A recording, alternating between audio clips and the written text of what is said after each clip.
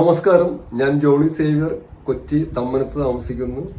കഴിഞ്ഞ 25 വർഷമായിട്ട് ഡയർ സെല്ലിങ്ങിലുണ്ട്, മോദി കെയറിലുണ്ട്. മോദി കെയർ ഗ്ലോബൽ ഡയമണ്ട് ഡയറക്ടറാണ്.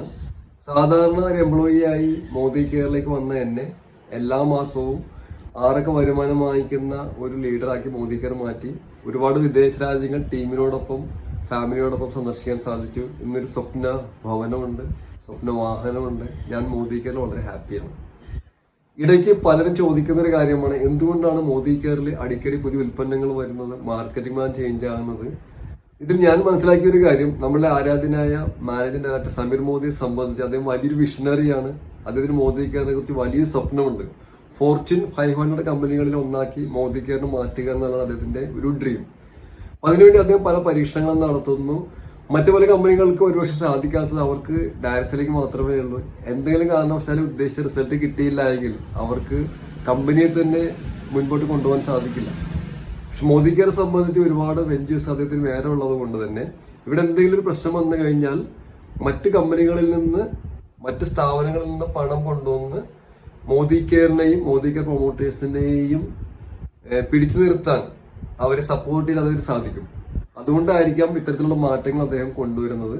പക്ഷെ ചില മാറ്റങ്ങൾ കൊണ്ടുവരുന്ന സമയത്ത് ഉദ്ദേശിക്കുന്ന രീതിയിൽ റിസൾട്ട് കിട്ടാതെ ഒരു സാഹചര്യത്തിൽ പോലും അദ്ദേഹം സ്വന്തം പോക്കറ്റിൽ നിന്ന് പണമെടുത്ത് നമ്മുടെ അഡ്വൈസേഴ്സിനെ സഹായിക്കാറുണ്ട്. ഫ്രണ്ട് വന്ന സമയത്ത് 1 കോടി രൂപ അദ്ദേഹം നമ്മുടെ കേരള ഗവൺമെന്റിന് കൊടുത്തു.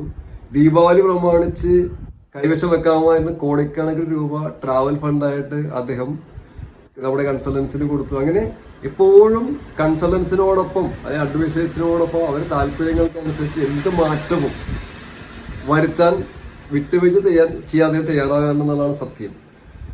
നമുക്കറിയാം, ഇന്ന് ഇന്ത്യയിൽ മോദി കെയറിനോടൊപ്പം ഉൽപ്പന്നങ്ങൾ വൈവിധ്യമുള്ള, ഓഫീസുകളുള്ള, ഓൺലൈൻ സംവിധാനങ്ങളുള്ള, അല്ലെങ്കിൽ കൊറിയർ സൗകര്യങ്ങളുള്ള, ശക്തമായ മാനേജ്മെന്റുള്ള, പാരമ്പര്യമുള്ള വേറൊരു കമ്പനി ഇല്ലെന്നുള്ള സത്യം തന്നെയാണ്.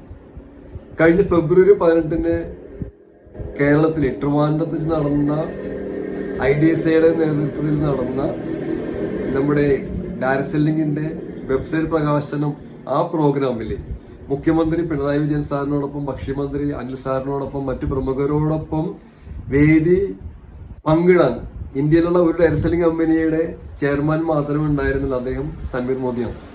നമുക്ക് അഭിമാനിക്കാം ആ കാര്യത്തിൽ. ഇപ്പം എന്തായാലും ശക്തമായ രീതിയിൽ മോദി കെയർ മുൻപോട്ട് പോയിക്കൊണ്ടിരിക്കുന്നു. ഇങ്ങനെയുള്ള മാറ്റങ്ങൾ വരുന്ന സാഹചര്യത്തിൽ ചില വ്യക്തികൾ, ചില ലീഡേഴ്സ് മോദി കെയറിനോട് വിട പറയാറുണ്ട്. ഇതിനുമ്പോൾ അങ്ങനെ സംഭവിച്ചിട്ടുണ്ട്. പക്ഷെ അങ്ങനെ സംഭവിച്ചതിന്റെ പേരിൽ മോദി കെയറിനോ മോദി കെയർ പ്രവർത്തനത്തിനോ അത് യാതൊരു ബുദ്ധിമുട്ടും ഉണ്ടാക്കിയിട്ടില്ല.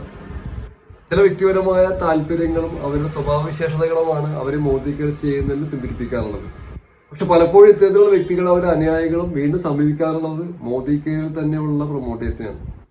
കാരണം പുറമേ നിന്ന് മറ്റുള്ളവർ കണ്ടെത്താനും അവരെ സ്പോൺസർ ചെയ്യാനും കഴിഞ്ഞിരുന്നെങ്കിൽ അവർക്ക് മോദി കെയറിൽ തന്നെ വിജയിക്കാമായിരുന്നു. അതിന് പലപ്പോഴും പറ്റാത്തത് കൊണ്ടാണ് പലരും മോദി കെയറിലുള്ള അഡ്വൈസേഴ്സിനെ തന്നെ സമീപിക്കുന്നത്. അത്തരത്തിലുള്ള ആരെങ്കിലും നമ്മൾ സമീപിക്കുമ്പോൾ അവരുടെ ഉദ്ദേശ ലക്ഷ്യം എന്താണെന്നും അവർക്ക് എന്താണ് പറ്റിയത് വ്യക്തമായി മനസ്സിലാക്കി വളരെയധികം സാധ്യതകളുള്ള, ഗ്ലോബൽ പൊട്ടൻഷ്യാലിറ്റിയുള്ള മോദി കെയറിനോടൊപ്പം സഞ്ചരിക്കുക. നമ്മുടെ എല്ലാ പ്രതിസന്ധികളിലും പ്രശ്നങ്ങളിലും നമ്മൾ സപ്പോർട്ട് ചെയ്യാൻ, നമ്മൾ സഹായിക്കുന്ന ആരാധനായ MD ഉണ്ടായിരിക്കും. മോദി കെയറിൽ നമ്മുടെ ഭാവി ഭദ്രമാണ് എന്ന് കൂടി പറഞ്ഞുകൊണ്ട് നിർത്തുന്നു. Thank you so much. Jolly Xavier signing off. Thank U.